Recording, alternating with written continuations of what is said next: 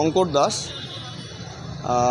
প্রথমত বলবো এই যে শুধুমাত্র অভয়াকাণ্ড নয়, সারা ভারতবর্ষ জুড়ে এবং তার মধ্যে পশ্চিমবঙ্গ আমাদের পড়ছে, প্রতিটা রাজ্যে সমগ্র দেশে যে ধরনের নারী নির্যাতন এবং ধর্ষণকাণ্ড এতদিন যাবৎ ঘটে এসেছে, সেটার প্রতীকী প্রতিবাদ স্বরূপ আমাদের এই পুজোর মাধ্যমে আমরা এই প্রতিবাদটি তুলে ধরার চেষ্টা করেছি।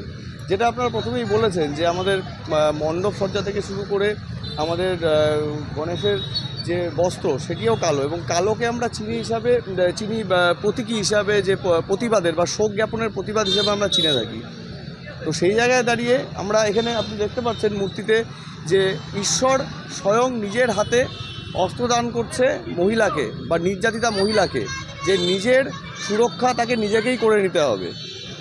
এবং এই মেসেজটি দেওয়ার আমরা চেষ্টা করেছি সমাজের প্রতি, যে এখন যা অবস্থা চলছে সমগ্র দেশ এবং রাজ্যে, সেখানে আমার মনে হয় না আড়ম্বরপূর্ণ পুজো করা আমাদের এখন শোভা পায়।